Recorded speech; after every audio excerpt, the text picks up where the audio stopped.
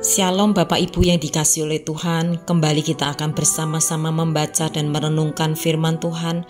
Mari kita berdoa. Tuhan, terima kasih untuk pagi hari ini Engkau berikan kepada kami. Kami akan membaca dan merenungkan firman-Mu. Tuhan, tolong setiap kami agar kami boleh mengerti dan memahami kebenaran firman Tuhan. Di dalam nama Tuhan Yesus kami berdoa. Amin. Firman Tuhan diambil dari Ayub 33 ayat 9-11 yang berbunyi demikian. Aku bersih tanpa pelanggaran, aku suci dan tanpa dosa. Namun Allah menemukan alasan permusuhan terhadapku. Dia menganggap aku sebagai musuhnya. Dia meletakkan kakiku dalam pasung dan dia mengawasi segala jalanku.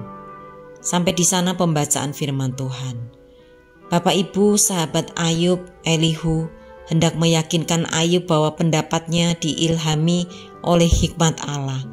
Sebab itu dia menyatakan bahwa perkataannya keluar dari hati yang jujur dan bukan sekedar merasa lega. Dalam hal ini Elihu sedang menyalahgunakan ajaran yang benar untuk menyalahkan pembelaan diri Ayub. Bapak Ibu, Allah punya banyak cara untuk menyatakan rencana dan kehendaknya kepada umatnya. Elihu menyatakan bahwa Allah dapat menyatakan dirinya melalui mimpi kepada orang Majus dan juga kepada Yusuf.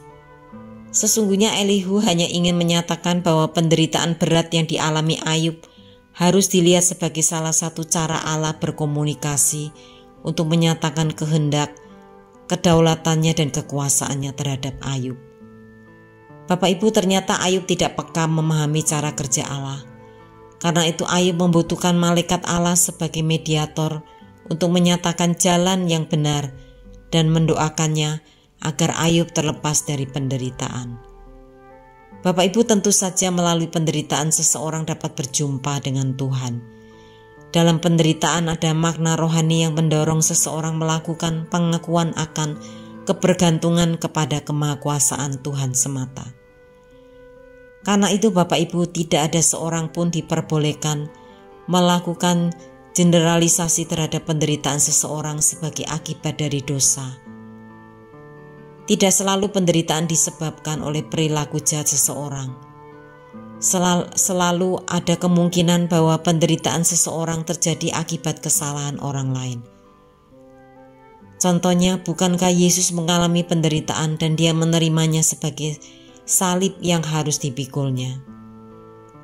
Bapak Ibu yang dikasihi oleh Tuhan, Allah dapat berbicara kepada kita melalui pengalaman hidup yang konkret. Ada kemungkinan bahwa Ia hendak menunjukkan pemeliharaannya atau menegur supaya kita tidak jauh semakin mendalam. Setiap saat Tuhan berharap berkomunikasi secara kreatif dengan umatnya melalui Alkitab. Bapak Ibu, marilah kita peka terhadap apa yang terjadi di dalam hidup kita, dan kita tidak semakin jauh kepada Tuhan, tetapi kita mau mendekat kepada Tuhan dan mendengar suaranya di dalam hidup kita. Mari kita berdoa. Bapa, kami bersyukur untuk firman-Mu. Engkau mengingatkan kami agar hidup kami boleh semakin dekat kepada Tuhan, agar kami boleh mengerti akan apa yang terjadi dalam hidup kami. Kami semakin memahami apa yang Tuhan kehendaki di dalam hidup kami. Terima kasih untuk firman-Mu Bapa. Di dalam nama Tuhan Yesus kami berdoa dan mengucap syukur. Amin.